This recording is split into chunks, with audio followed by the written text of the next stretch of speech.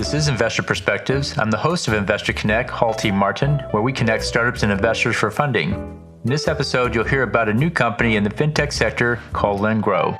Our featured guests are co-head of VC at 10X Capital and investor at LendGrow, David Weisberg, and co-founder at LendGrow, Nish Krishna. Headquartered in Reston, Virginia, LendGrow is a complete digital growth platform for local lenders. LendGrow aims to connect consumers with 1,000 plus local lenders that are often harder to find online and usually have better deals on loans. LendGrow was founded by executives that successfully built multi-billion-dollar portfolios at both big banks and credit unions.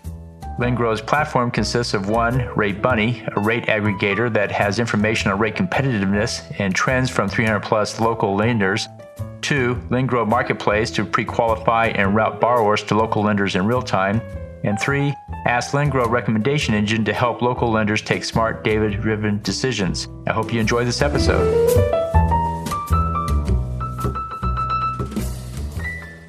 Well, hello, this is Hall Martin with 10 Capital.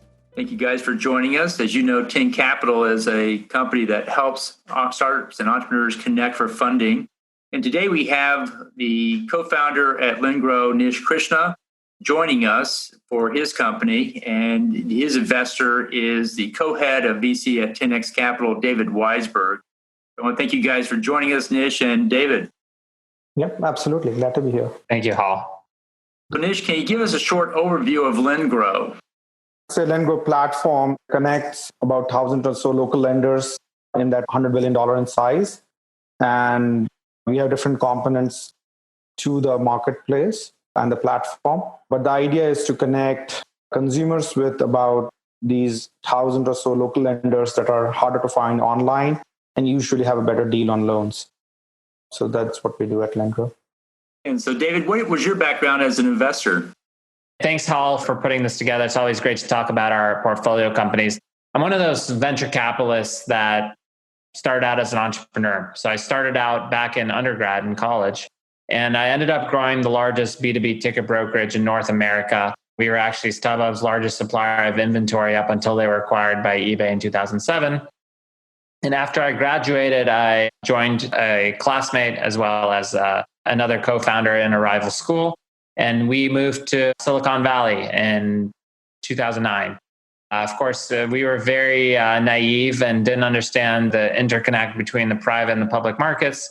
And due to our naiveness, we went around and ended up getting funded by some of the top investors at that point in Silicon Valley, including Peter Thiel, who at that point already had a good reputation due to PayPal, and GFJ and Jeff Clavier, and David Blumberg from Bloomberg Capital, and Arjun Sethi, who back then was an angel and now is with Tribe, another venture capitalist, and Gokul Rajaram, who back then was an angel and now is a board member of Coinbase as well as a prolific investor. And kind of got to see that and got to see how Silicon Valley works. And then I went to business school, and meanwhile, the company replaced management with what they call professional management. This was before the days of Andreessen Horowitz. And I moved back and started a consumer internet company after my MBA called RoomHunt. Ended up bringing that to 72 markets, raised less than $1 million, had learned my lesson. With iSocket, the company raised $18 million and sold itself to Rubicon Project, which was a good outcome. But in this case, we raised less than $1 million. And kind of concurrently to our Series A raise, decided to get acquired and sell. And then I became a venture capitalist in 2015. My very first investment has been actually in the news recently, Compass Therapeutics. I invested at a $15 million valuation, 1.5. And they just announced that they are going public in a IPO led by, or book run by Citigroup and Credit Suisse. So we're very excited about that.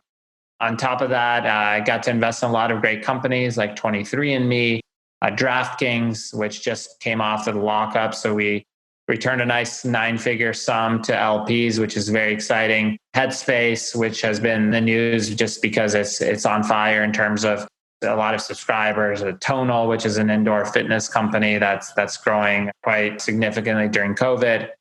Palantir, which was also in the news recently due to the IPO. And then Wish and Robinhood, we invested in the Series F as in Frank with Sequoia. And then other companies, which we think will be the next generation of that. And that was a single GP fund, which means, I was the manager and the investor and everything. And I decided, it was time to join a team. So I was recruited and joined to lead 10X Capital's venture arm and build up the venture practice. And since then, we've been quite active this year in a lot of different investments, a lot of great companies, which you'll soon hear of. And we also just announced that we were launching a SPAC as well, which I don't want to talk too much about, but it's out there if you Google it. And that's how we got here. And then with Len Grow, the CEO of 10X had followed the PenFed story very considerably, and he knew Nish's role there. And we understood the space. And there's just fundamental, we could go into the company, but there's fundamental economic reasons for why we thought this investment was very interesting. So can you give us more details about what you liked about this deal, in particular the team and other aspects? Yeah, so you'll see even venture-backed companies, a lot of them are, for lack of a better word, kind of me too or copycats, or just like really great design or really great user experience. And that's of course great, but that's table stakes. And of course, Len Grow has that as well. But fundamentally, what we were excited about is the economic disruption of, instead of somebody seeking a loan, you had access to 3 or 4 options in your traditional kind of online search. You now could go to thousands of lenders or hundreds of lenders at this point, hopefully thousands at some point. And then we also understood the community bank structure and how community banks really had issues with being able to deploy capital to kind of top tier lenders. So we got it from a supply and demand from an economic macro perspective.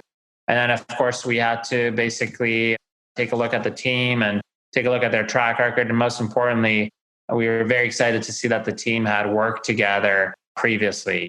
Founder splitting, especially for an early stage company, is the number one source of issues. And that's officially. Unofficially, it's probably even more pronounced in terms of why companies don't work. So we were very excited about the team, the economic rationale, the traction. They've signed 7 banks, including Citizens, which is quite unheard of for a company this early. They've done over 30 million monthly in loan application. And in terms of just early on at this stage, we thought it was a very good bet. Why do you think this company is going to be successful? Yeah, so obviously team at the early stage, it's all team and market. The team is huge. The market is huge. There's over 1,000 mid-sized lenders that cover 30% of the lending market. It's really been overlooked, the space, by competition like LendingTree, Credit Karma. They work with larger lenders. Why is that? Because again, it's a consumer play. It's not very sophisticated. It's not really fintech. Well, I'm sure they would disagree with me. And with Len Grow, it's very differentiated. You get the payback reward. You have lower rates. It solves a very fundamental problem. If you look at every kind of billion and $10 billion company, at this point, everybody has a unicorn in their portfolio. We're very proud that we have multiple decade unicorns in our portfolio, and that's kind of the new standard. If you look at each one, none of them are just putting lipstick on a pig or some kind of new user experience. They're all fundamental economic shifts and economic benefits. Well, you've seen the team in action over the past period of time. What challenges did you see them overcome? The teams that you always want to fund are the ones that do the most with the least, because when you give them a lot of money, they do an enormous amount of traction for minimal funding. They've been able to develop Loan Hub capabilities and getting ready to launch there. They've been able to gather rates on over 300 lenders. Again, not to harp on it, but it's an economic disruption. The fact that you could get a lower rate is really what consumers care about, especially in this kind of market where people are struggling. And they did this with part-time engineers, which is quite shocking, and without a marketing budget. And despite all that, they're seeing 20 million loan applications every month. And they've done it largely through partnerships and through organic search. So based on all of that, what excites you most about this opportunity? The market and the upside potential is massive. There's 6 trillion assets in the space. I always kind of make fun of the situation, but 6 trillion is 6 billion times 1,000, right? You'll see sometimes in these pitch decks, you'll say massive 4 billion, massive $6 billion market. Well, you take 1,000 of those companies, which 1,000 is such a large number, it's kind of actually hard to conceptualize. We take 1,000 of those, and that's one Len Grow. So they're growing, and they're really kind of, again, bringing lenders online that haven't before had access. If you think about a community bank or a lender, they're not able to compete head to head with Bank of America or a Chase in terms of user experience. So again, that's kind of like those banks are great. They have a good user experience, but they're not really fundamentally helping the consumer as much as it would be good for them to. And it's a huge market that's overlooked. Why is it overlooked? To kind of ask myself a question.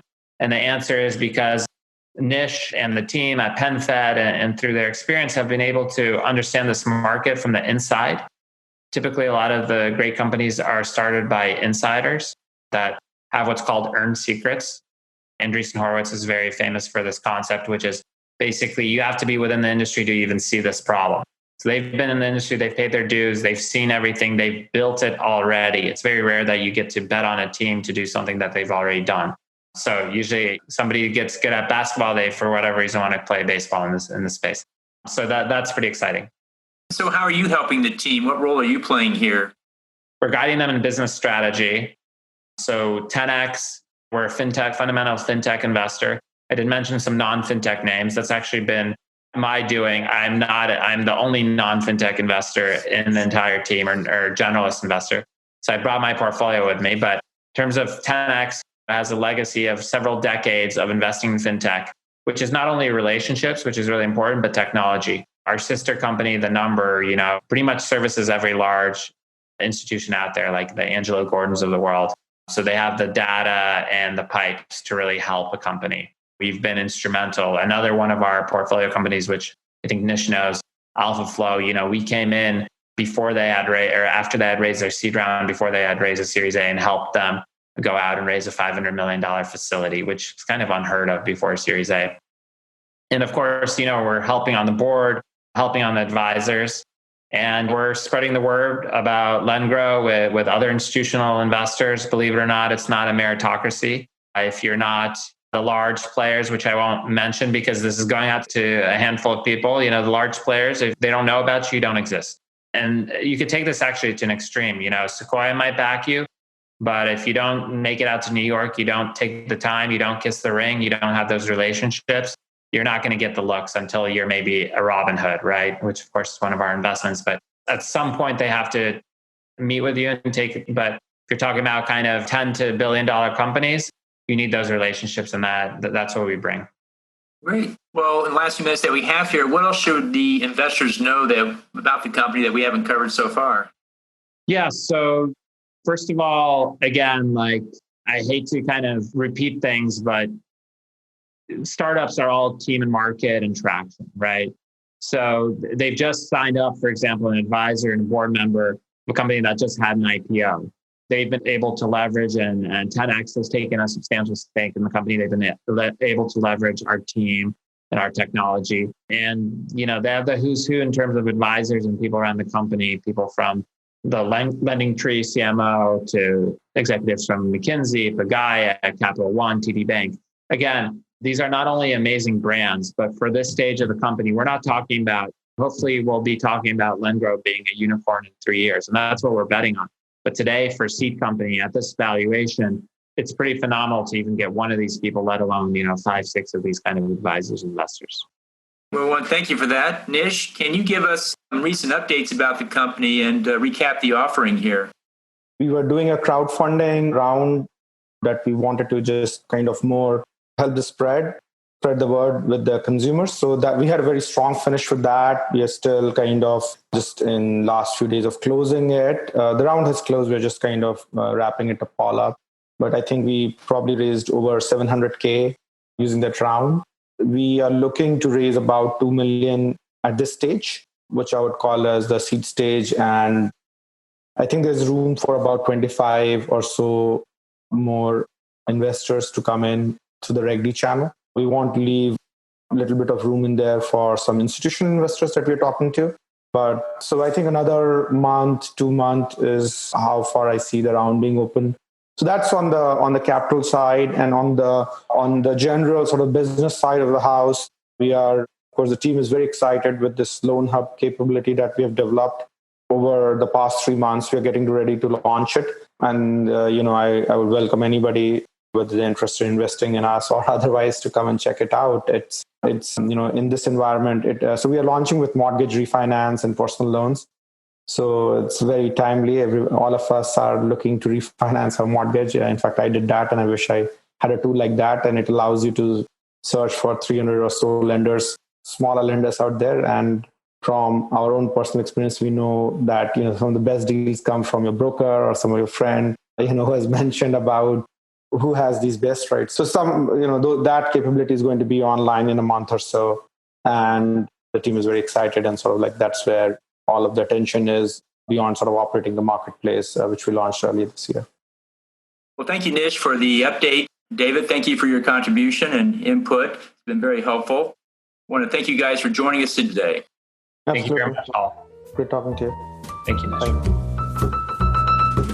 Thank you for joining us today. As always, be sure to leave a review, subscribe to this podcast, and share it with others. Let's go start up something today.